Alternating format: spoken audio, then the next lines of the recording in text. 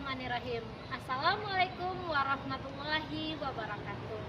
Salam dan bahagia Bapak dan Ibu guru hebat. Saya Miftahatul Husna, guru bimbingan konseling dari SMA Negeri 5 Bukit Tinggi. Jambore GTK 2024. Perubahan kurikulum terjadi karena adanya perubahan zaman, perkembangan teknologi, dan adanya karakteristik suatu sekolah. Hal ini perlu dilakukan, apalagi sekarang adanya kurikulum merdeka. Dengan adanya kurikulum merdeka ini, kita perlu menyesuaikan kurikulum yang ada di sekolah dengan mempertimbangkan karakteristik di sekolah tersebut. Kurikulum merdeka ini membuat saya tertantang untuk melaksanakan layanan konseling dengan merdeka. Merdeka maksudnya di sini adalah memberi kebebasan kepada peserta didik saya untuk melaksanakan layanan konseling individual dimanapun mereka mau, dimanapun mereka nyaman, dimanapun mereka inginkan. Yang penting kode etik konseling individual tetap terjaga.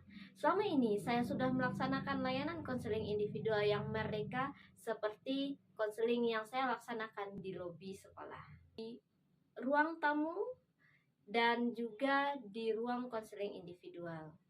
Hal ini membuat minat siswa untuk melaksanakan konseling itu meningkat. Sekarang, seiring perkembangan teknologi, saya juga tertantang untuk melaksanakan evaluasi layanan konseling individual berbasis digital. Hal ini saya ingin lakukan karena yang pertama, saat rapat kenaikan kelas, kita sulit menemukan data-data permasalahan siswa dikarenakan datanya terlalu banyak dan tumpukan kertasnya terlalu banyak sehingga kita sulit menemukannya. Yang kedua, kurikulum berubah dan kita pun perlu untuk berubah.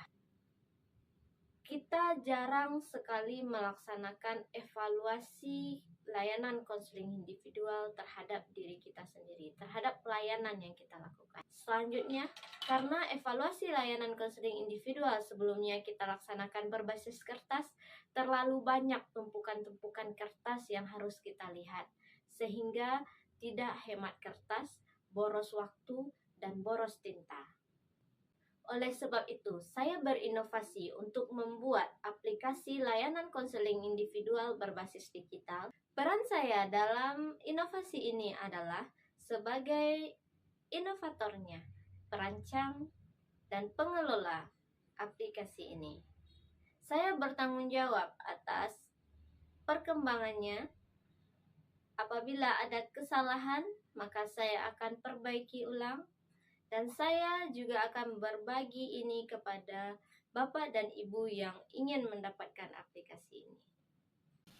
Hal yang menjadi tantangan bagi saya dalam membuat dan menerapkan aplikasi ini adalah aplikasi yang saya buat haruslah tepat guna, tepat sasaran, dan bermanfaat bagi orang lain.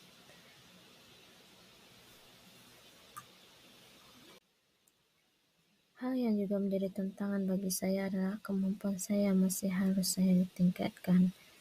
Membuat Google Formulir yang terintegrasi untuk semua guru BK.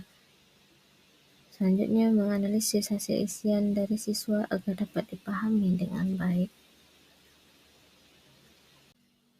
Dalam hal ini, saya berkolaborasi dengan koordinator bimbingan konseling dan teman-teman seprofesi untuk melakukan penyempurnaan rancangan yang telah saya buat. Selanjutnya, saya juga berkolaborasi dengan siswa untuk mensosialisasikan aplikasi ini kepada peserta didik agar mereka dapat mengisinya dengan baik. Setiap tantangan akan ada jalan keluarnya. Hal yang saya lakukan untuk mengatasi tantangan tersebut adalah mensosialisasikan kepada peserta didik terkait apa dan bagaimana pelaksanaan layanan konseling yang merdeka ini. Selanjutnya, guru BK dan peserta didik menentukan kesepakatan di mana tempat ternyaman bagi peserta didik untuk melaksanakan layanan konseling. Kemudian, Layanan konseling pun dilaksanakan, apakah itu di lobi, ruang tamu BK, ruang konseling individual, dan lain sebagainya. Yang penting mereka nyaman. Evaluasi hasil layanan konseling individual berbasis digital. Hal pertama yang saya lakukan adalah berkoordinasi dengan koordinator BK terkait aplikasi yang akan saya rancang dan kita pergunakan ini. Hal selanjutnya yang saya lakukan adalah membuat di drive bersama evaluasi hasil pelaksanaan layanan konseling individual ini agar dapat diakses oleh masing-masing guru BK. Selanjutnya, saya melihat dan menelaah masing-masing guru BK beserta jumlah siswa binaannya, memastikan bahwa setiap guru BK memiliki kelas yang tepat sesuai dengan rombel yang telah ditentukan oleh sekolah. Kemudian, saya juga melihat item-item yang terdapat di dalam Google Form tersebut, menyesuaikannya kembali dengan rancangan awalnya. Hal selanjutnya yang saya lakukan adalah mengkomunikasikan dan mensosialisasikan kepada rekan sejawat sesama guru BK di SMA Negeri 5 Bukit Tinggi tentang hasil rancangan tersebut untuk dapat dipergunakan secara bersama. Setelah selesai melaksanakan layanan konseling individual, setiap siswa dipersilahkan men-scan barcode yang ada dan mengisi form evaluasi layanan konseling individual yang terdapat dalam barcode tersebut. Setelah selesai melaksanakan layanan konseling individual, setiap siswa dipersilahkan men-scan barcode yang ada dan mengisi form evaluasi layanan konseling individual. Dari aplikasi yang saya gunakan ini, saya merasakan bahwa yang pertama, proses layanan konseling berjalan dengan lebih efektif dan efisien. Yang kedua, pelaksanaan layanan konseling dapat meningkat ke arah yang lebih baik. Yang ketiga, hemat kertas sehingga proses layanan konseling dapat dilaksanakan secara digital. Yang keempat, dalam mencari jejak permasalahan peserta didik lebih cepat, efektif, dan efisien. Siswa lebih terbuka saat mengisi evaluasi hasil konseling individual yang mereka laksanakan, baik itu mengenai apa yang mereka peroleh, bagaimana perasaannya, dan apa yang akan mereka laksanakan setelah konseling individual tersebut. Assalamualaikum warahmatullahi wabarakatuh. Perkenalkan, saya Asria dari kelas 11 F4.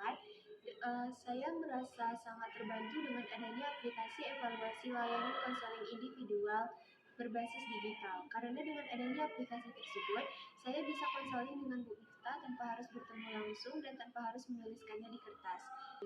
Terima kasih Bu Miftah.